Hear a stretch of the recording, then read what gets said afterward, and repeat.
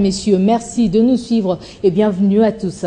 Le Premier ministre Matata Ponyo séjourne depuis lundi aux États-Unis à la tête d'une forte délégation des ministres. Ce mardi, il a une séance de travail à la Bourse de Chicago. Son agenda prévoit aussi des rencontres avec des officiels américains et une intervention devant des hommes d'affaires du monde. Des précisions avec notre envoyé spécial à Chicago, Floride Zantoto. C'est dans un contexte purement économique que s'inscrit la visite aux États-Unis du chef du gouvernement congolais, Matata Ponyo, accompagné d'une délégation composée de ministres des Mines, de ministres des Finances, de ministres de l'Agriculture et celui du Plan. Le Premier ministre est en lobbying aux États-Unis dans le but de faire connaître davantage la République démocratique du Congo qui bénéficie du reste de l'estime de ses partenaires financiers. L'agenda chargé du Premier ministre prévoit notamment une séance de travail à la Bourse de Chicago, puisque la ville de Chicago constitue la première étape de son séjour de travail. Cette séance de travail à Chicago vient d'avoir lieu il y a quelques minutes. Une présentation sur les affaires aura également lieu dans les heures qui suivent. Le Premier ministre Matata Ponyo s'entretiendra dans la soirée avec quelques officiels américains, notamment Howard Buffett, et ce mercredi 9 octobre 2013 à 9h30 heure de Chicago que le Premier ministre va intervenir devant un partenaire des hommes d'affaires venus de tous les horizons. Une rencontre qui va porter sur les affaires en Afrique et le reste de son agenda vous sera communiqué prochainement vu que la délégation qui accompagne le Premier ministre devra faire le déplacement à Washington DC pour les assemblées annuelles de la Banque mondiale et du FMI. Floride Zantoto, Chicago, États-Unis d'Amérique. Et les 50. À l'Assemblée nationale, mettre des bases pour la réussite de la session de septembre, c'est le but de la réunion qui a eu lieu ce mardi au Palais du Peuple, sous la présidence d'Oba Minakou, président de la Chambre basse du Parlement congolais, en présence de tous les membres du bureau. Après l'adoption du calendrier reprenant 36 arriérés législatives ainsi que 9 nouvelles matières, principalement la loi de finances, le bureau de l'Assemblée nationale se préoccupe de la production législative et les élus du peuple se retrouveront donc ce vendredi en plénière au Palais du Peuple. Et les travaux de concertation nationale ont déjà pris fin, mais on en parle encore. L'impression générale qui se dégage est celle de la réussite du forum convoqué par le chef de l'État en vue d'une cohésion nationale. Parmi les satisfaits, l'on compte le mouvement de la libération du Congo qui a tenu un point de presse ce mardi au Palais du Peuple. Le parti cher à Jean-Pierre Bemba, à travers son porte-parole, s'est dit tout de même satisfait, d'autant plus que leurs revendications ont trouvé des solutions à 95%. On écoute donc Germain Kambinga. Au-delà de toutes les autres victoires que nous avons pu obtenir en termes de recommandations, parce que c'était bien cela le sens de la rencontre, c'est obtenir, à travers des cahiers des charges présentés, des recommandations consensuelles acceptées par les uns et les autres et qui deviendront applicables une fois présentées au Congrès par le chef de l'État. Nous avons été, et ça il faut pouvoir le reconnaître, agréablement surpris par l'esprit de consensus et de disponibilité de la majorité qui, pour l'essentiel, lorsque vous écoutez et lorsque vous lisez très bien le rapport, a accepté le diagnostic d'un État décadent, le diagnostic d'un État qui a besoin d'un nouveau sursaut gestionnaire et patriotique pour se remettre au diapason des problématiques telles que posées par sa population. Durant cette première étape, nos attentes ont été rencontrées. Je le répète, sur un cahier de charge, sur une échelle de 100%, nous pensons être à plus de 95%. Le MLC reste sous le régime de la lettre de cadrage de son président national. La lettre de cadrage était claire, nous allons en concertation pour présenter un cahier des charges, nous n'y allons pas pour rééditer un Sun City bis ou une conférence nationale bis. Nous n'y allons pas pour un partage du pouvoir. Et puis les membres de la délégation du Conseil de sécurité de l'ONU séjournent déjà à Kigali après Kinshasa et Goma en RDC. Ils ont appelé le Rwanda, qui est reconnu principalement soutien du M23, à participer avec les autres pays de la région des Grands Lacs au combat contre les groupes rebelles actifs dans l'Est de RDC. Les membres du Conseil de sécurité n'ont cependant exercé aucune pression sur le président Kagame pour qu'il respecte ses engagements pris dans l'accord cadre d'Addis Abeba. C'est l'analyse de la rédaction. Les groupes armés doivent être éliminés et tous les pays de la région doivent faire tout ce qu'ils peuvent pour s'en débarrasser. C'est la déclaration de Samantha Power, la représentante des États-Unis au Conseil de sécurité, qui fait partie de cette imposante délégation onusienne à l'issue d'une rencontre avec le président rwandais, Paul Kagame. Selon Madame Power, M. Kagame a répété son engagement pour les efforts de paix, réitérant son soutien à l'accord cadre signé à Addis Abeba en février dernier par les pays de la région. Le Conseil de sécurité a-t-il besoin seulement de cet engagement verbal que plus d'une fois le dirigeant rwandais est incapable de respecter? La délégation du Conseil de sécurité de l'ONU, avec dans ses rangs l'ambassadeur rwandais à l'ONU, a-t-elle oublié que Paul Kagame respecte rarement sa parole? Le Conseil de sécurité plusieurs fois dans l'incapacité de prendre la moindre sanction contre le régime de Kigali, a-t-il anticipé l'impact positif de sa mission sur cet enfer entretenu dans la région du Grand Lac? Quel mécanisme l'ONU a-t-elle mis en place pour que cette mission ne soit réduite à une simple visite touristique? N'est-ce pas que c'est l'ONU qui accuse avec insistance le Rwanda de soutenir le M23 et de chercher par ce biais à renforcer son influence dans cette zone congolaise riche en ressources minières? Ce questionnement qui turlupine la cervelle de l'élite congolaise et autres observateurs avertis à travers le monde mérite bien un éclaircissement.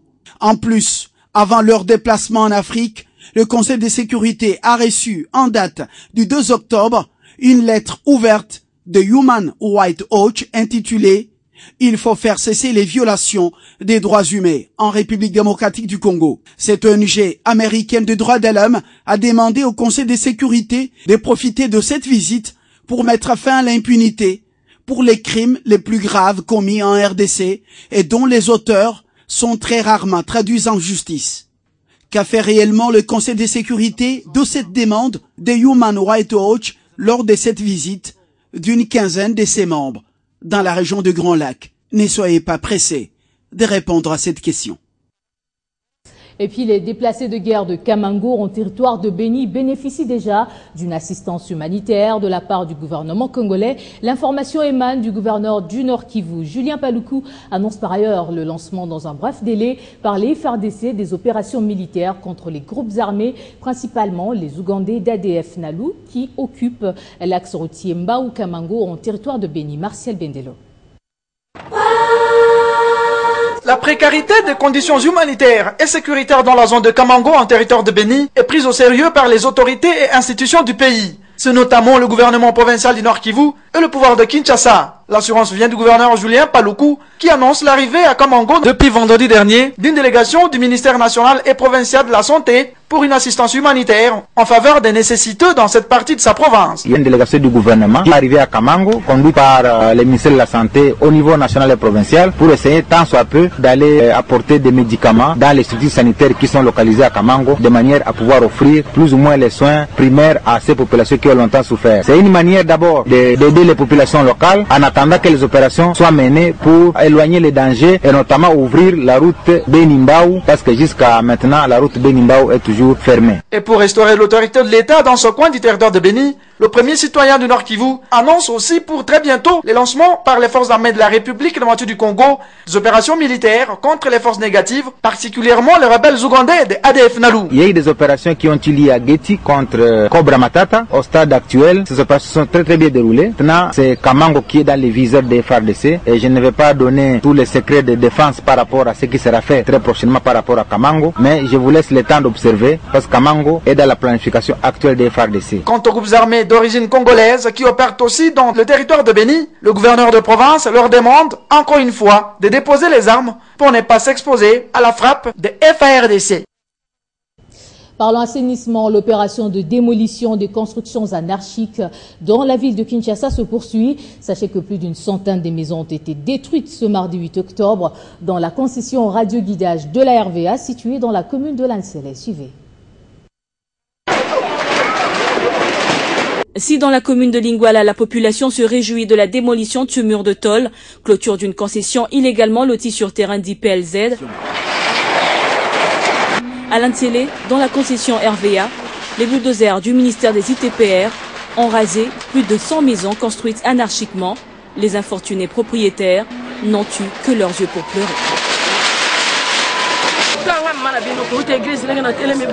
Je viens de l'église. De mon retour, je trouve ma maison détruite. Si je le savais, je pouvais déjà me préparer. Je n'ai personne pour me secourir. Mon seul partenaire, c'est l'État. Je n'ai rien à récupérer. Je n'ai où aller. Je suis fatiguée. Je demande à maman Olive Lembe de m'aider. Je ne saurais dormir à la belle étoile avec ses enfants. Je suis fatiguée. La plupart des familles vivant sur ce site ne sont que des sentinelles, témoigne cette femme. Je n'ai pas acheté la parcelle, mais ce monsieur Alita Chamala qui m'a demandé de garder cette parcelle. Je ne sais où aller maintenant. Une amère expérience, mais quelques personnes trouvées sur les lieux ne se disent pas surprises par cette démolition, cet espace étant jusqu'à ce jour propriété de l'État congolais. Ce n'est pas une surprise pour nous parce que c'est une parcelle de l'État, c'est donc normal. Ces opérations appelées à s'étendre à l'intérieur du pays sont menées sur ordre du chef de l'État via les ministères des Affaires foncières et des ITPR dans le but de mettre fin au phénomène galopant des constructions illicites et instaurer la bonne gouvernance urbaine. Autre chose à présent, le contexte économique mondial s'améliore malgré les risques persistants d'un ralentissement et la croissance en Afrique subsaharienne est restée solide, soutenue par la hausse des investissements publics et privés.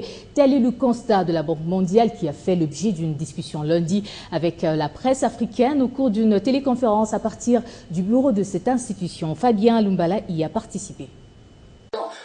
Francisco Ferreira, économiste en chef adjoint, et Pounam, économiste principal de la Banque mondiale à la région Afrique, en direct du siège de cette institution financière à Washington, ont eu un échange intéressant avec les journalistes africains sélectionnés par les responsables des services de communication de représentation de la Banque mondiale à Lomé, Cotonou, Bujumbura, Brazzaville et Kinshasa. D'après la Banque mondiale, les perspectives économiques du continent sont positives, même si la chute des prix des matières premières et la fragilité de l'économie mondiale pourraient affecter les continents. Plus d'une décennie de croissance soutenue a fait baisser la pauvreté en Afrique, selon la Banque mondiale. Mais beaucoup reste encore à faire. L'Afrique devra s'atteler à réduire les inégalités et à promouvoir une croissance inclusive si elle veut parvenir à réduire de manière significative la pauvreté, a recommandé la Banque mondiale. La grande discussion a porté sur les progrès économiques récemment enregistrés par l'Afrique et les défis à confronter. Mais d'où vient la solidité de la croissance en République démocratique du Congo, particulièrement alors que la guerre, dont les Kivu, impacte négativement sur la production agricole? Comment expliquer une telle croissance alors que le gouvernement de la RDC n'a pas encore commencé à payer la dette intérieure, du reste un facteur déterminant dans la création de nouveaux emplois? Au-delà des politiques budgétaires que la Banque mondiale juge expansionnistes en Afrique subsaharienne, ces économistes recommandent plus d'efforts pour une croissance en agriculture et conseillent les gouvernements africains à engager des dépenses qui profitent aux citoyens de leur pays. Aussitôt rentré à Kinshasa en provenance de la ville de Bandundu, de Kikuité du territoire de Gungu, le ministre des Ressources hydrauliques Bruno Kapandji Kalala a présidé lundi la cérémonie de signature d'un contrat entre la SNEL et une firme espagnole, l'AEE. Ce contrat de plus de 21 millions de dollars américains vise l'amélioration de la fourniture régulière de l'électricité dans tout le quartier électrifié de la ville de Kinshasa, la réduction du délestage sur le plan de la moyenne tension et l'amélioration de la qualité de l'énergie électrique dans le secteur de l'UPN et ses périphériques. C'est cette poignée de main qui marque la signature du contrat entre la Société nationale d'électricité SNEL et la firme espagnole AEE Power. Pour une durée de 2 ans, les travaux consistent à installer une nouvelle compensation d'électricité réactive pour élever le plan de la tension. Le travaux consistera ensuite à moderniser les cellules 30 kV au poste de Liminga et Lingwala et aussi